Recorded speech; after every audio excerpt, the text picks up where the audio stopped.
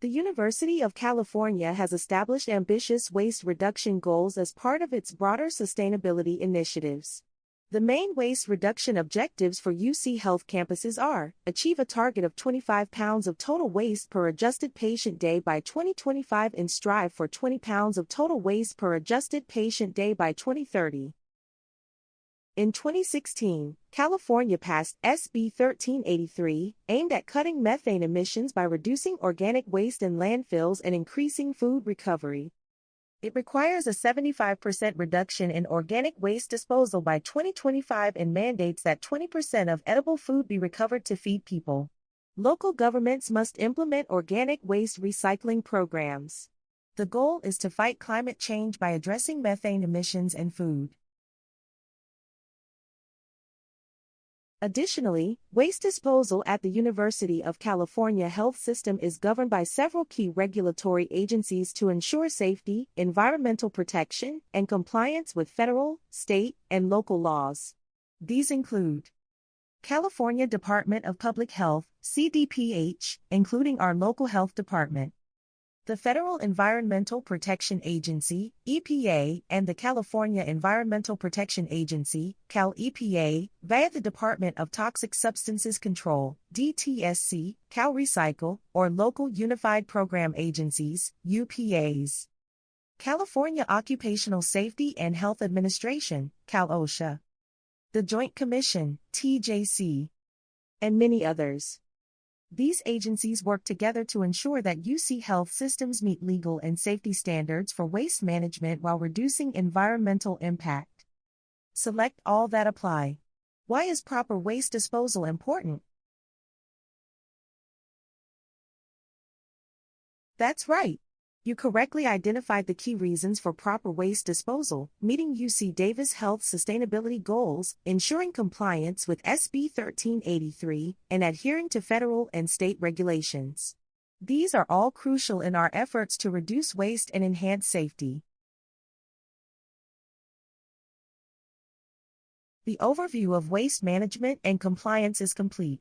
Please select Next to continue.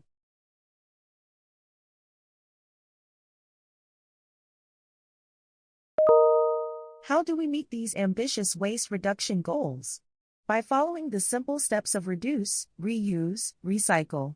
By reducing consumption, reusing and repurposing what we can, and recycling what we can't, we conserve valuable resources and minimize landfill waste. These actions are key to achieving the goals we've set and protecting our environment. Reducing is the preferred method of waste reduction because it cuts down on waste before it even exists.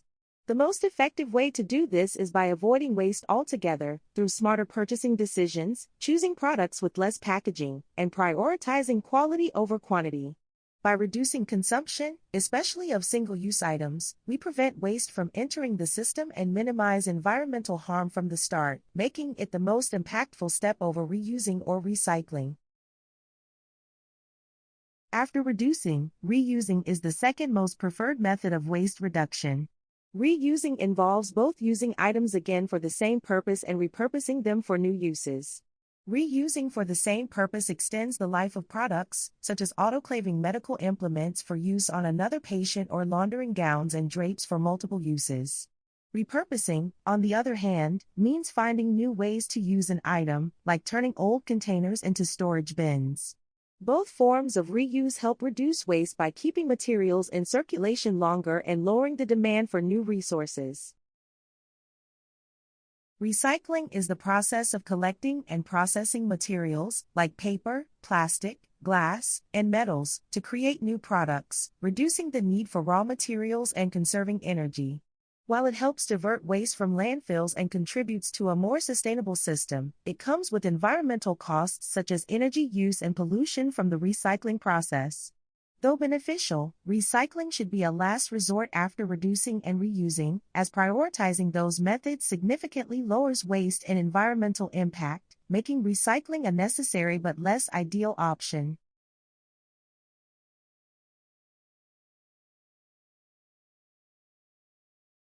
Select the best answer. What is the preferred method of waste reduction? Select the best answer. What is the preferred method of waste reduction? That's right. Reduce is the preferred method of waste reduction. By minimizing waste from the start, we lessen the need for processing and disposal, reducing environmental impact at every stage. The waste reduction module is complete. Please select Next to continue.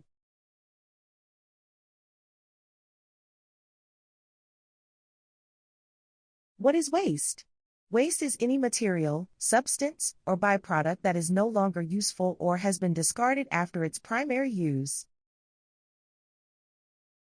At UC Davis Health, we generate many different types of waste. Some employees may generate highly regulated waste as part of caring for patients, such as biohazardous waste, chemical waste, sharps, or pharmaceutical byproducts. Other employees may contribute to routine waste, including paper, packaging, and food waste. Most employees generate multiple types of waste every day. All types of waste must be managed appropriately to maintain a safe, efficient, and environmentally responsible health system. Select the best answer. What is waste?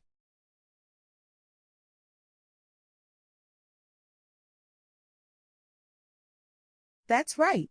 Waste is indeed anything that is no longer useful or has been discarded after its primary use. Recognizing waste in this way helps us better manage and reduce it. Every piece of waste generated at UC Davis Health belongs to a waste stream. The waste stream is the path that any waste takes from where it starts to where it ends up, such as a landfill or recycling center. Think of it like tossing a stick into a flowing stream. Once it's in, the current takes over, and you no longer have control over where it goes. That's why it's crucial to direct waste into the right stream from the start, ensuring it's properly handled and doesn't end up where it doesn't belong. A common example of waste is a plastic water bottle. First and foremost, please avoid using a plastic water bottle if at all possible. Use a refillable bottle instead. However, if you must use a plastic bottle, here's its waste stream. 1. Use. You drink the water and finish the bottle. 2. Disposal. You throw the empty plastic bottle into the recycling bin. 3. Collection. A waste management company collects the recycling from your home or office. 4. Sorting. The plastic bottle is taken to a recycling facility, where it's sorted from other materials like paper or metal. 5. Processing. The bottle is cleaned, shredded, and melted down into plastic pellets. Remember, recycling is better than going into the landfill, but it comes with the environmental cost of energy use and pollution from the recycling process. 6. New use. These pellets are then used to make new products, like more plastic bottles or other items like clothing fibers. So, the plastic bottle is the waste, and the steps it takes from your bin to becoming something new is its waste stream. Step 2. Choosing where to dispose of the plastic bottle is the most critical point in waste management. Picking the wrong stream, like tossing it in the trash, sends it to the landfill instead of being repurposed. Once it's in the wrong stream, recycling and reuse are no longer possible. That's why making the right choice is essential. For a medication like warfarin, also known as Coumadin, a commonly used anticoagulant and also the active ingredient in rat bait, the waste stream starts in a clinical setting where unused or expired doses are identified. Here's the waste stream. 1. Use or expiration. Warfarin that is no longer needed or has expired is ready for disposal. 2. Segregation. The drug is classified as pharmaceutical waste, specifically as RCRA hazardous waste due to its potential to cause harm if not properly disposed of. 3. Collection. The warfarin is placed in a designated pharmaceutical waste container, marked for hazardous materials. This is the critical decision point for this drug. Placing it in the wrong container can result in hazardous waste getting into the environment. 4. Transport. The waste is collected by a licensed hazardous waste transporter and taken to a treatment facility. 5. Treatment and disposal. The hazardous waste facility treats the warfarin to neutralize its active ingredients, ensuring it does not pose a risk to the environment. It is then disposed of according to strict hazardous waste regulations. Select the best answer. What is a waste stream? Well done! A waste stream is the flow of waste materials from their source all the way through to disposal, recycling, or treatment. Understanding this flow helps us manage waste more effectively. Select the best answer. What is the most important part of waste disposal? Well done!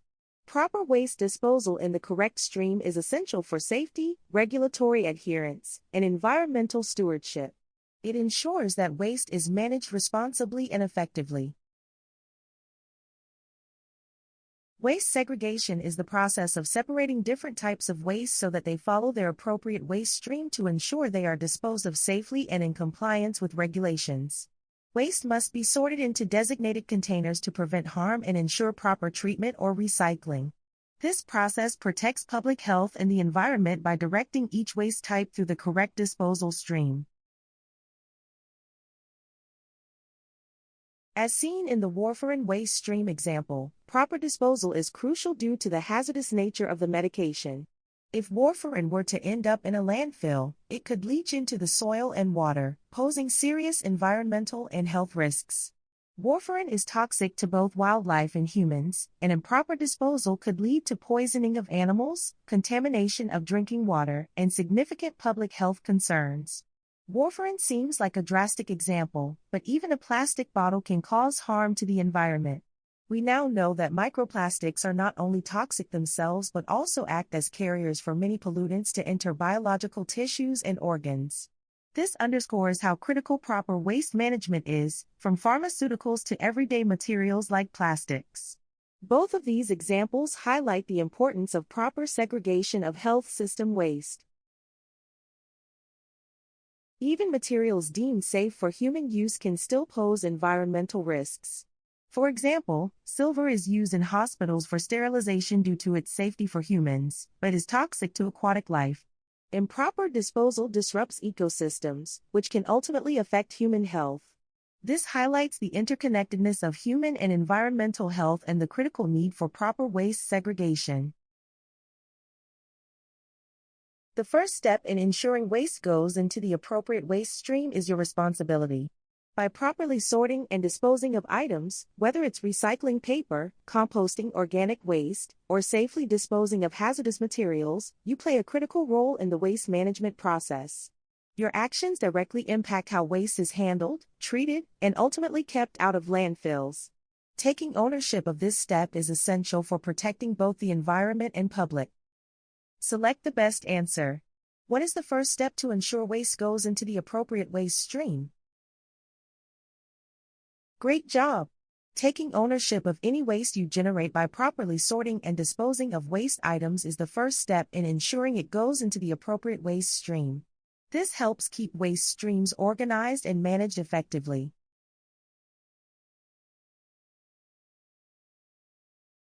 You may generate waste that belongs to many different waste streams. Here are some most common waste streams at UC Davis Health. Explore each waste stream to learn about the specific types of waste it includes and the correct disposal process. You will need to review all waste streams and the spill response module to complete this course.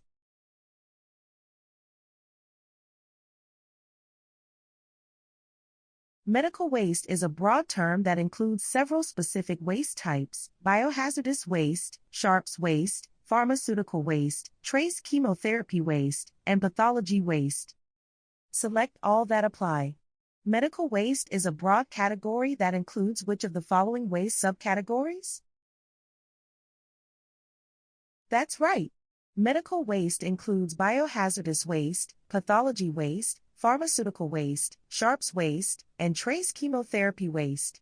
These subcategories require careful handling and disposal to prevent health and environmental risks. Biohazardous waste includes bloody dressings, bloody tubing, and any items with recognizable visible blood. It also encompasses other potentially infectious materials, or OPIM, such as urine and feces containing recognizable visible blood, waste contaminated with body fluids from patients in isolation for highly communicable diseases like hemorrhagic fever and Ebola, and sharps waste from phlebotomist blood draws and lab work. Items classified as biohazardous waste, such as contaminated gloves, gauze, or non-sharp materials, are placed into red biohazard bags for proper processing. Biohazardous sharps waste, including needles, syringes, and scalpel blades, must be disposed of in biohazard sharps containers.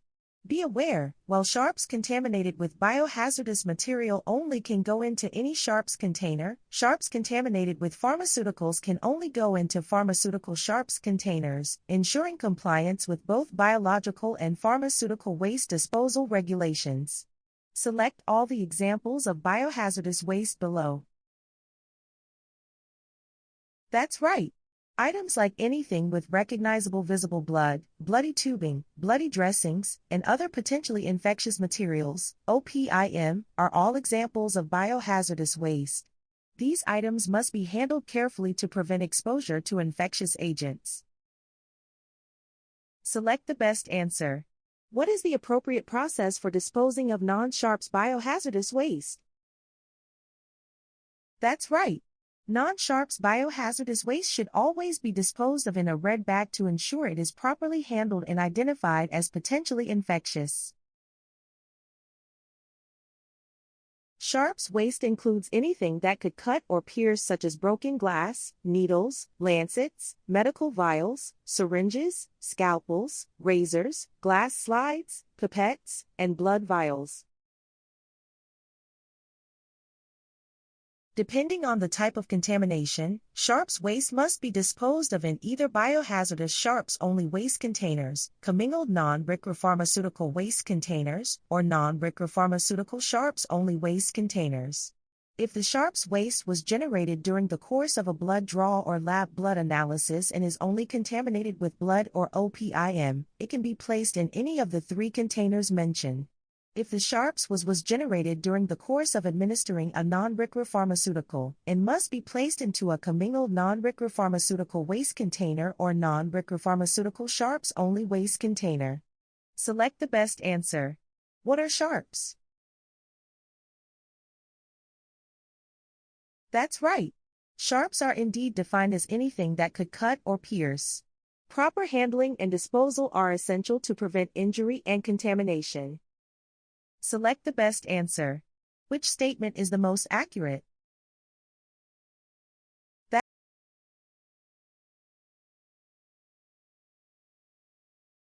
That's right. Sharps waste must indeed be disposed of in either a sharps-only container or a blue pharmaceutical waste container. This ensures safe and compliant disposal.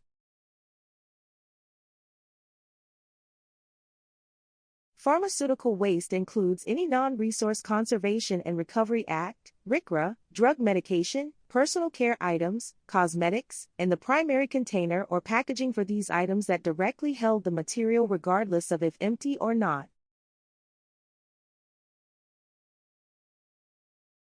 All pharmaceutical waste goes into pharmaceutical waste blue bins. Select all the examples of pharmaceutical waste. That's right. Pharmaceutical waste includes non-RCRA pharmaceuticals, such as drug medications, personal care items, and cosmetics. Proper disposal of these items is essential for safety and compliance. Select the best answer. What is the appropriate process for disposing of pharmaceutical waste? That's right. Pharmaceutical waste should be disposed of in a container specifically designated for pharmaceuticals and typically blue in color to ensure safe and compliant handling.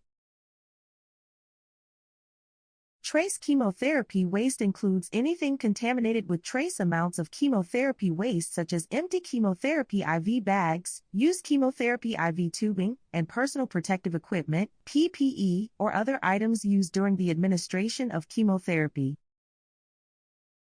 A note on what empty means with regard to medical waste. Section 117647 of the Medical Waste Management Act defines what it means for a container to be empty. If the material is pourable, a container is empty if no material can be poured or drained from it in any orientation. If it is non-pourable material, a container is empty if no material remains that can be removed by scraping. Trace chemotherapy waste goes into special trace chemotherapy waste containers. At UC Davis Health, trace chemo waste containers are typically yellow. Select all that apply. Trace chemotherapy waste includes which of the following? Correct. Trace chemotherapy waste includes empty IV bags, used tubing, and PPE from chemotherapy, requiring special handling. Please note, items with recognizable visible blood alone are biohazardous waste and should be disposed of in a red bag, but if they also contain trace drug waste, they must be disposed of in the trace chemotherapy waste container. Select the best answer. Trace chemotherapy waste must be disposed of in trace chemo waste containers. What is the typical color of trace chemo containers at UC Davis Health? That's right. At UC Davis Health, trace chemotherapy waste is disposed of in containers that are typically yellow in color. This color coding helps ensure proper handling and compliance with safety protocols. Pathology waste consists of human body parts or tissue removed during surgery or autopsy, such as recognizable human tissue, bones, and solidified suction canisters. Please note, teeth are exempt pathology waste and do not need to be collected in the pathology waste bin. However, if the patient does not want their teeth back, you may still place them in the pathology waste stream. Pathology waste containers must be rigid, leak-proof, equipped with a tight-fitting lid, and properly labeled. All pathology waste must be incinerated. Select the best answer. Pathology waste is defined as human body parts or tissue removed during surgery or autopsy, with the exception of which of the following? That's right. Pathology waste includes human body parts or tissue removed during surgery or autopsy, except for teeth. Teeth have specific disposal requirements separate from other pathology waste. Select all that apply. Which of the following are true of pathology waste disposal?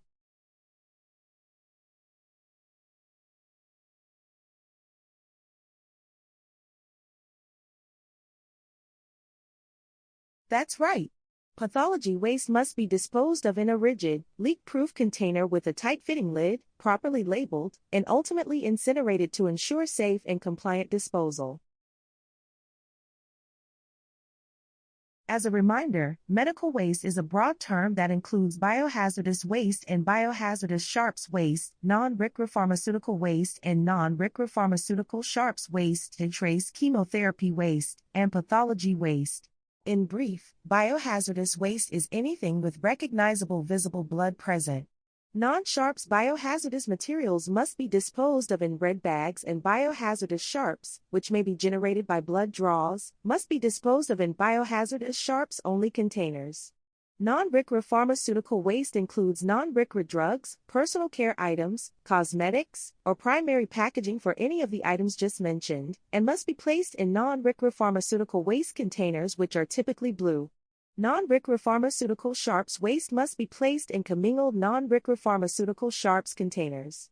Trace chemotherapy waste includes items contaminated with small amounts of chemotherapy drugs and must be disposed of in trace chemotherapy waste containers. Pathology waste is human body parts or tissue removed during surgery or autopsy and must be placed in pathology waste containers. All biohazardous waste goes to a waste treatment autoclave. All other medical waste is incinerated.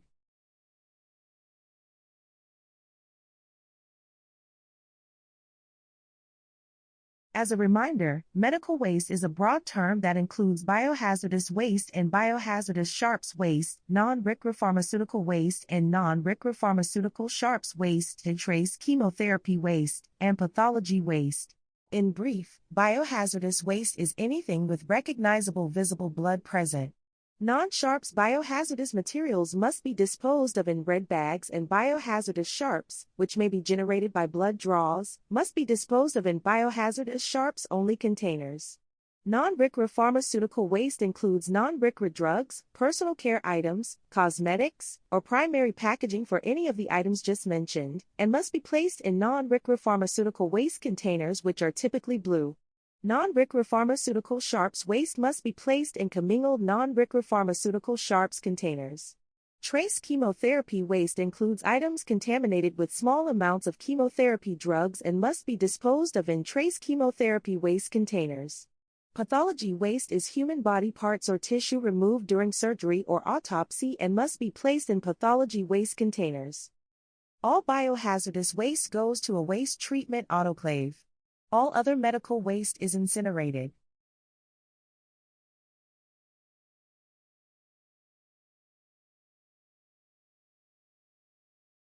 Hazardous waste is any waste material that poses substantial or potential threats to public health or the environment.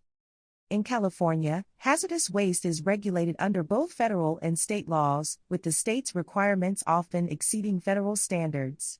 The Resource Conservation and Recovery Act, RCRA, a federal law, sets the baseline for hazardous waste management by defining categories of waste as listed or characteristic based on ignitability, corrosivity, reactivity, and toxicity.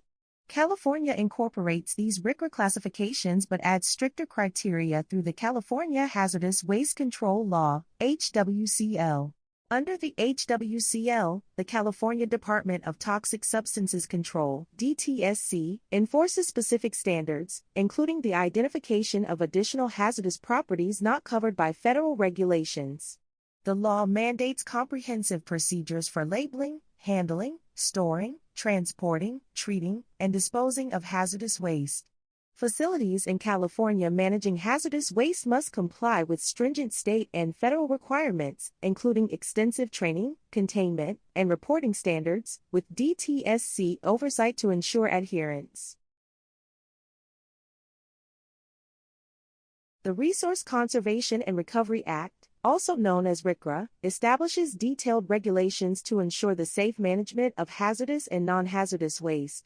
Waste classified as RCRA waste is defined either by specific characteristics, ignitability, corrosivity, reactivity, or toxicity, or by being listed by the EPA. RCRA's cradle-to-grave framework mandates proper classification, handling, and disposal to safeguard health and the environment. The characteristics of ignitability, corrosivity, reactivity, and toxicity, ICRT, help identify hazardous waste and guide its safe management. Ignitable wastes can catch fire, corrosive wastes can damage materials or tissue, reactive wastes may cause explosions or toxic gas releases, and toxic wastes can harm health and the environment. Segregating these wastes prevents dangerous reactions, ensures safe handling, and supports proper disposal, protecting people and the planet while promoting environmental stewardship. EPA-listed waste is hazardous waste identified by the government as particularly dangerous due to its origin or chemical composition. At UC Davis Health, the two most common types of listed waste are P-listed waste, which includes unused products that are highly harmful in small amounts, such as certain drugs like arsenic trioxide, warfarin, and nicotine, and U-listed waste, which includes unused products that are toxic, such as mitomycin C and chloral hydrate. These substances must be handled with care to protect both people and the environment. Proper segregation and disposal of hazardous waste, particularly characteristic waste, ignitable, corrosive, reactive, or toxic, is critical for safety, environmental stewardship, and regulatory compliance. Segregating waste at the source prevents dangerous chemical reactions, protects workers and the environment, and ensures compliance with laws like RCRA and the Cal EPA. Clearly labeled containers and certified disposal methods further reduce risks. Neglecting these practices can lead to environmental harm, legal penalties, and reputational damage. Prioritizing proper handling demonstrates our commitment to safety and responsible stewardship. Let's clarify the term hazardous as it applies to drugs and medications. In regulatory terms, drugs and medications are classified as either hazardous, RCRA hazardous pharmaceutical waste, or non-hazardous, non-RCRA pharmaceutical waste. The label hazardous, sometimes called acutely hazardous or extremely hazardous, refers to drugs that pose significant health and environmental risks, requiring strict handling and disposal procedures. These are covered here in the hazardous waste section of this training. Drugs not classified as hazardous, referred to in the medical waste section of this training as non-RCRA pharmaceutical waste or simply pharmaceutical waste, and also sometimes called lower hazard or non-hazardous, can still harm the environment if improperly disposed of. Importantly, non-hazardous does not mean they are without risk. To protect ecosystems and prevent contamination, all drugs, regardless of classification, must be disposed of responsibly and never placed in landfills. Select the best answer. What is hazardous waste?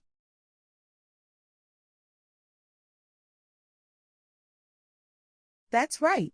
Hazardous waste is indeed any waste material that poses substantial or potential threats to public health or the environment. Proper identification and disposal of hazardous waste are essential for safety and compliance. At UC Davis Health, three main categories of hazardous waste are commonly encountered: RCRA hazardous pharmaceutical waste, hazardous laboratory waste, and general hazardous waste. Examples of RCRA hazardous pharmaceutical waste include medications such as warfarin, nicotine, and epinephrine. Primary packaging from RCRA hazardous pharmaceuticals, for example empty prednisolone containers, pressurized inhalers, and silver nitrate sticks. Hazardous laboratory waste typically includes solvents, stains, and formalin. General hazardous waste encompasses items such as spill cleanup materials, expired pesticides and herbicides, disinfectant wipes, flammable materials like expired hand sanitizers, and high-level disinfectants such as rapicide. Select all examples of hazardous waste below. Select all examples of hazardous waste below. Select all examples of hazardous waste below. Not quite. Solvents, expired pesticides, and packaging from hazardous drugs are all examples of hazardous waste. These items require careful handling and disposal due to their potential risks. Anything with recognizable visible blood present is biohazardous and should be disposed of in a red bag. RCRA hazardous pharmaceuticals, as previously mentioned, also known as hazardous drugs, acutely hazardous drugs, or extremely hazardous drugs, such as nicotine, phentermine, arsenic trioxide, and silver nitrate sticks, and their empty primary packaging, must be disposed of in designated RCRA hazardous waste bins, typically black bins, and segregated based on their chemical compatibility, for example, grouping similar substances to prevent reactions during disposal. Dispose of expired hand sanitizers and wipes in a RCRA-designated container, which is usually a black bin, and segregated by chemical compatibility. These items are highly flammable and need to be handled with care to ensure safety during disposal. Proper disposal prevents any risk of fire or contamination. When cleaning up spills involving hazardous chemicals, such as formalin or chemotherapy drugs, it's essential to use a properly labeled secondary container with a fitted lid. This ensures safe containment of hazardous materials during disposal. Remember to double-check that the label clearly identifies the contents, and the lid is tightly secured to prevent any leaks or further contamination. When disposing of expired pesticides, herbicides, or disinfectant wipes, make sure to use a RCRA-designated hazardous waste container or other EH&S approved container that is properly labeled and dated. Ensuring they are placed in the appropriate bin prevents harm to people, environmental contamination, and adheres to disposal regulations. Select all that apply. Hazardous waste must be disposed of into a hazardous waste container sorted by which of the following?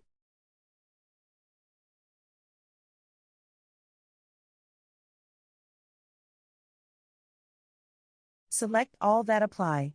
Hazardous waste must be disposed of into a hazardous waste container. That's right. Hazardous waste must be sorted into containers based on toxicity, flammability, reactivity, and corrosivity. Proper sorting by these characteristics ensures safe handling and compliance with disposal regulations.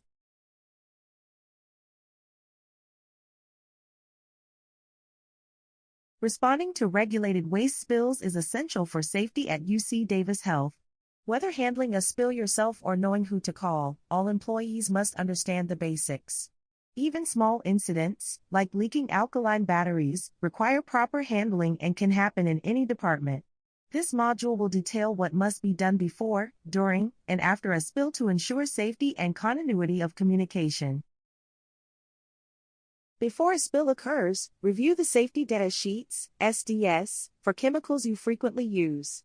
General information and any specific instructions for cleanup after a chemical spill will be in Section 6, Accidental Release Measures. However, the complete document fully explains the hazards of chemicals in your workplace.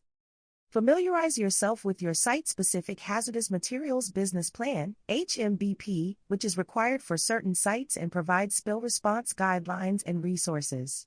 The HMBP is accessible via Elucid. Finally, locate your department's spill kit to ensure the spill kit is available and all items within their expiration date. Check that all the components of the kit are still present and the absorbent is free-flowing and in good condition.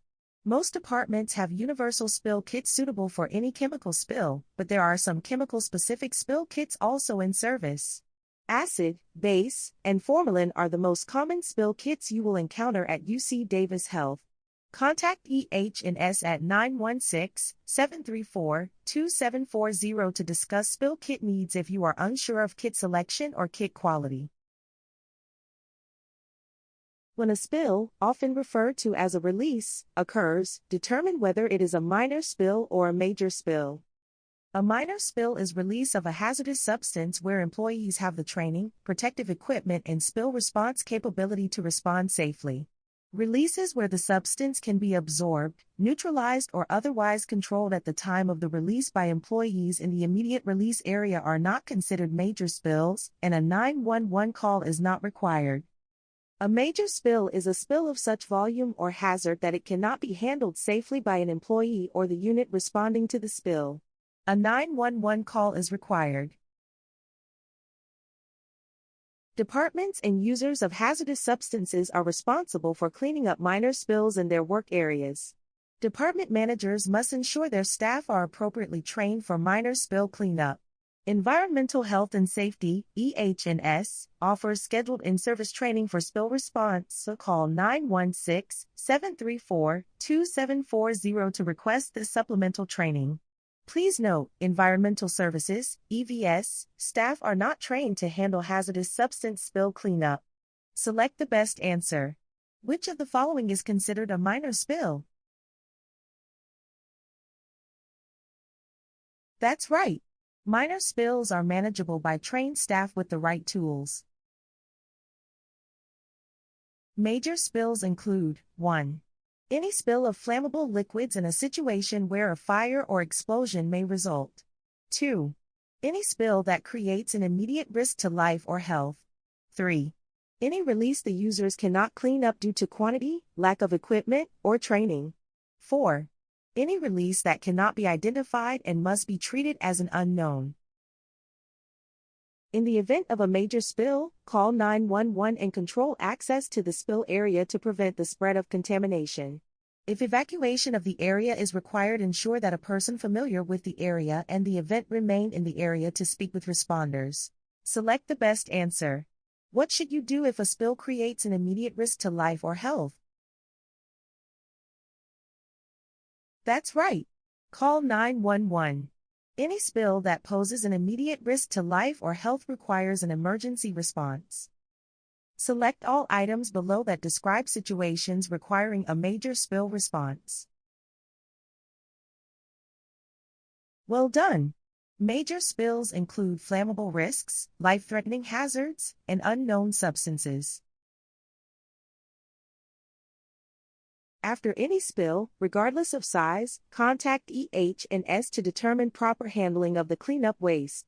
Typically, the waste can be transferred to a designated storage area using standard workflows. However, notifying EH&S is essential to ensure proper disposal through a waste contractor. Steps to follow: complete an incident report in RL-Datix. Consider using the Hazardous Substance Incident Checklist, Attachment 2 of Policy 1612, to guide your report. The incident report is vital for documenting the event, site conditions, and recovery process, as well as initiating discussions for improved outcomes in the future.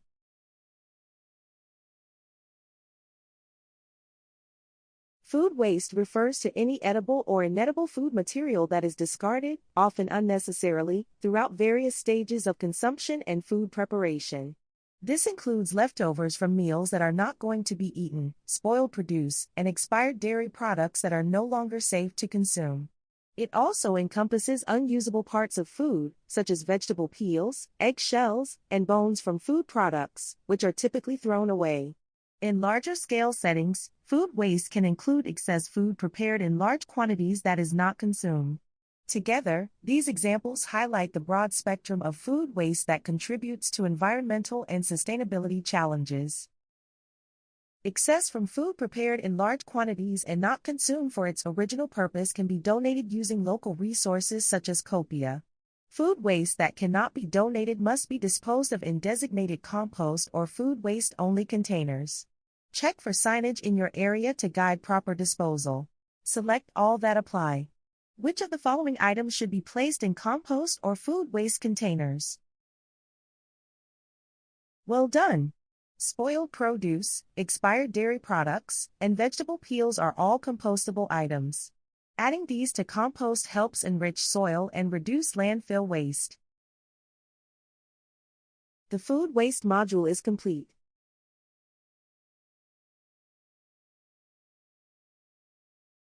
Waste that may contain protected health information, PHI, encompasses various items that hold sensitive, personal information tied to a patient's medical records and health details. PHI refers to any data that can be used to identify an individual and pertains to their healthcare history, treatments, or payments. Ensuring the secure handling and disposal of PHI is essential to protect patient privacy and comply with legal regulations. Common examples of waste that may PHI include medical records, prescription bottles, lab vials, IV bags with labels, after-visit summaries, meal and food tickets, or dietary summaries, identification bracelets, billing statements, intake forms, insurance enrollment forms, and discharge summaries. PHI must be destroyed or disposed of in a way that renders it unreadable, indecipherable, and unable to be reconstructed. Methods for disposing of PHI securely include shredding, incineration, de-identification, and digital sanitization. We partner with licensed HIPAA-compliant waste disposal companies to ensure that PHI is handled following all relevant regulations. These services typically include secure collection bins with scheduled pickups. Select all that apply. Which of the following are common types of PHI? That's right. Prescription bottles, dietary summaries, and food or meal tickets and discharge summaries are all common types of protected health information, PHI, as they contain sensitive patient data. Select all that apply. What are the 4 acceptable methods for disposing of PHI? Correct. Shredding, incineration, de-identification, and digital sanitization are all acceptable methods for disposing of PHI, ensuring sensitive information is destroyed or unidentifiable. Certain PHI-containing items, like prescription bottles, lab vials, and IV bags, require specific disposal protocols. PHI must always be de-identified before placing it in the appropriate disposal container.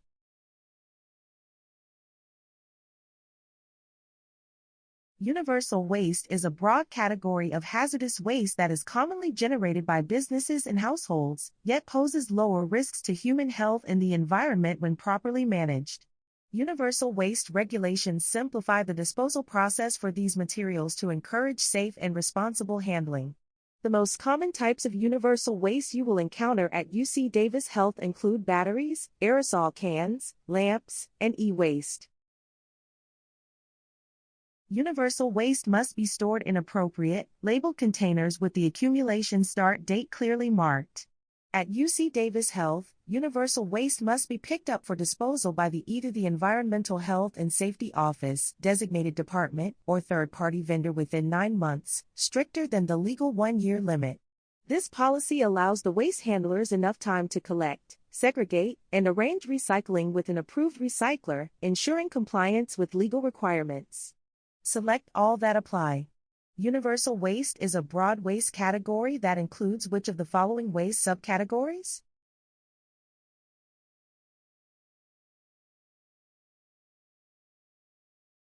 Not quite. Waste from batteries, aerosol cans, lamps, and e-waste are all considered universal waste. Sharps require separate handling and disposal due to safety and contamination risks. Select all that apply. What are the key elements of proper universal waste storage at UC Davis Health?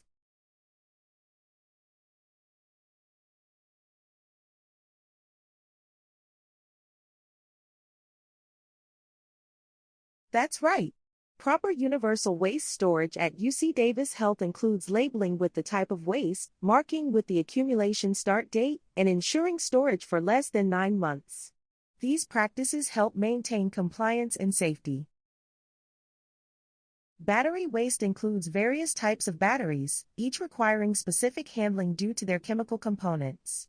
Examples include alkaline batteries, such as AA and AAA batteries. Lithium batteries, often used in electronics like phones and laptops. And nickel-cadmium batteries, which are typically used in rechargeable devices. Proper disposal of each type is crucial to prevent environmental hazards and ensure compliance with waste management regulations. Batteries must be stored in appropriate containers that are structurally sound, compatible with the contents, and designed to prevent leakage or spillage. Containers must be clearly labeled with 3 key elements. 1. The words universal waste must appear on the waste label. 2. The type of waste, in this case used batteries, and 3. The accumulation start date. It's important to note that universal waste can be stored and used for no longer than 9 months from the accumulation start date before it must be set for proper disposal or recycling. Select all the examples of battery waste below.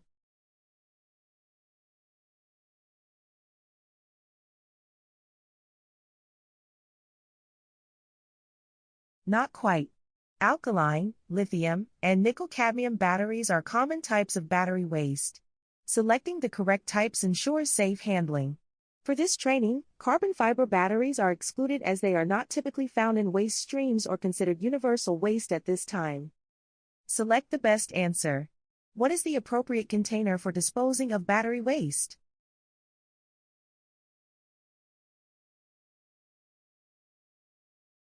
That's right. Battery waste should always be stored in compatible, leak-proof containers to prevent leaks and ensure safe handling. Common types of waste from aerosol cans that you might encounter at UC Davis Health include spray paint, WD-40 and other spray lubricants, non-stick cooking spray, and compressed air for dusting. These items each require careful handling and proper disposal due to their potential environmental impact and safety concerns. If aerosol cans are completely empty, meaning they have been used up entirely and no product or propellant remains, they can be recycled as scrap metal. Ensure cans are empty by shaking them and listening for any remaining liquid or by spraying until nothing comes out. Aerosol cans that still contain product or propellant, or cans where the dispensing nozzle is damaged such that the aerosol can no longer dispense the remaining contents, are considered hazardous waste due to the potential risks they pose and must be disposed of accordingly. These cans are considered universal waste and cannot be disposed of in regular trash or recycling bins. Select the best answer. When may aerosol cans be placed into scrap metal recycling? Well done! Aerosol cans can be placed into scrap metal recycling only when they are completely empty. If the cans are not empty, they must be disposed of as hazardous waste and appropriately segregated based on hazard type to ensure safety. Lamp waste includes broken, inoperable, or used fluorescent lamps and bulbs, which often contain toxic heavy metals like mercury and lead that pose environmental and safety risks. As hazardous waste, they require proper disposal. Common types of lamp waste you may encounter at the UC Davis Health System include fluorescent tubes and compact fluorescent lamps, or CFLs. First, it's important to identify lamp types and separate the waste accordingly. Fluorescent tubes and compact fluorescent lamps, or CFLs, contain mercury and require special handling. LED bulbs don't contain mercury but may include other hazardous components. Next, for storage before disposal, keep used fluorescent and LED lamps and bulbs in a safe, dry location, out of reach of children or animals, and store them in a way that prevents breakage.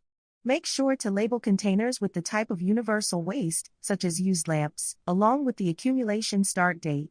Call Environmental Health and Safety, EH&S, for lamp waste pickup within 9 months of the accumulation start date.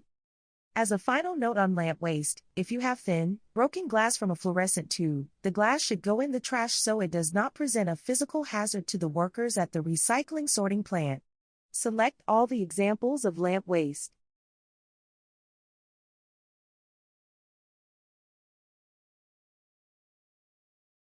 That's right. Fluorescent light bulb tubes and compact fluorescent lamps are examples of lamp waste. Proper disposal of these items helps manage hazardous materials like mercury. Select all that apply. Which of the following are components of storing and disposing of lamp waste?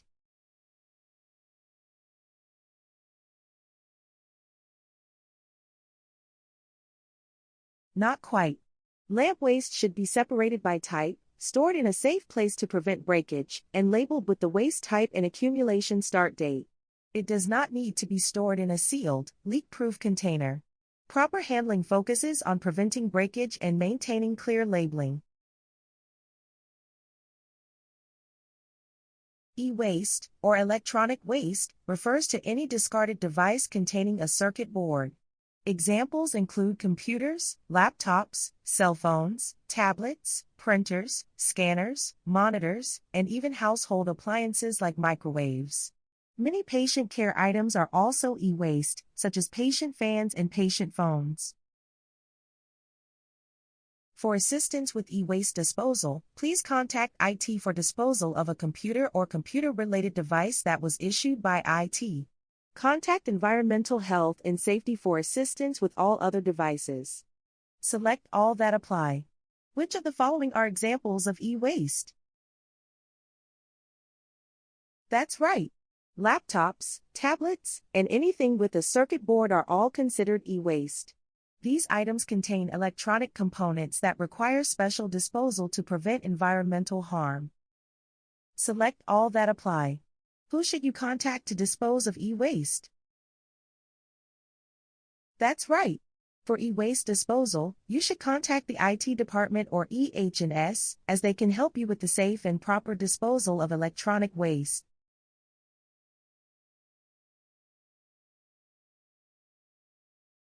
Recyclable waste includes materials such as paper that doesn't contain protected health information, cardboard boxes, and notebooks without plastic covers.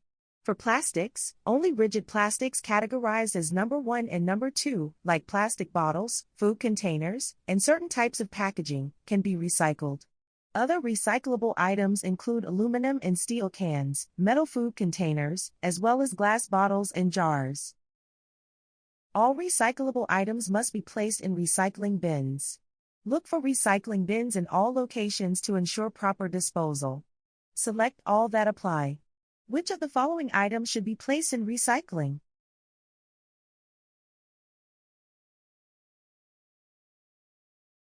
That's right. Paper that does not contain PHI, plastic number 1 and number 2, and aluminum cans are all recyclable materials. These items can be effectively processed in recycling facilities.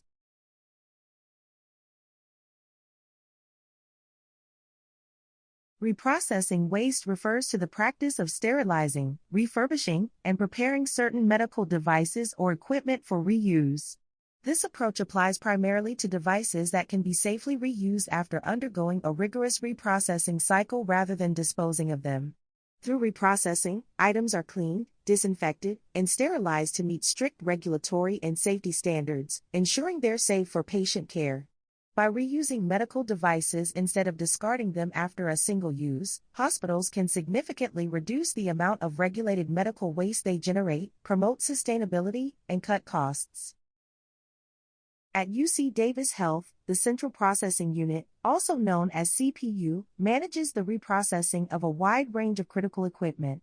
This includes all necessary trays for perioperative services, crash carts, call bags, ventilators, isolettes, and emergency trays throughout the hospital, along with instruments for all 56 UC Davis Health clinics. Operating 24 hours a day, CPU assembles over 11 million instruments annually and maintains a stock of over 11,000 trays ready for immediate use in the operating room. This extensive reprocessing effort supports both waste reduction and high-quality patient care. We also partner with FDA-registered third-party vendors to reprocess devices that would only have a single use without reprocessing. This includes laparoscopic devices, ablation wands and co-bladers, ultrasonic scalpels, tourniquets, transport mats, DVT sleeves, and ECG leads. Follow your department's protocol for reprocessing by using designated collection points for reprocessable items. Ensure items are placed at these collection points promptly. If you're unsure whether an item qualifies for reprocessing or where the collection points are located, consult your supervisor for guidance. Select all that apply. What are the benefits of reprocessing waste?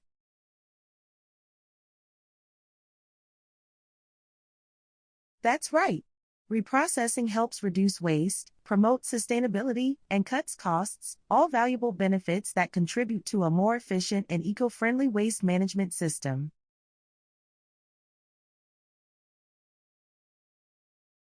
Do you have ideas on how we can reduce waste, enhance reuse, or create more opportunities for recycling? We'd love to hear them. Email us at ucdhsustainability@ucdavis.edu or use the UC Davis Health suggestion box. If you're eager to dive into specific areas of sustainability, consider joining one of our advocate subgroups. These teams are dedicated to tackling targeted goals like waste reduction, improved reuse practices, and expanding recycling options. You're also welcome to start new projects aligned with our mission.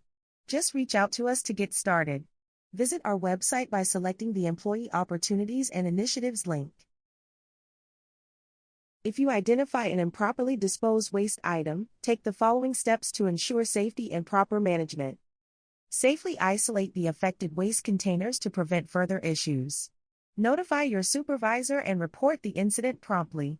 Immediately assess and segregate the waste correctly, using the appropriate PPE and safe handling procedures.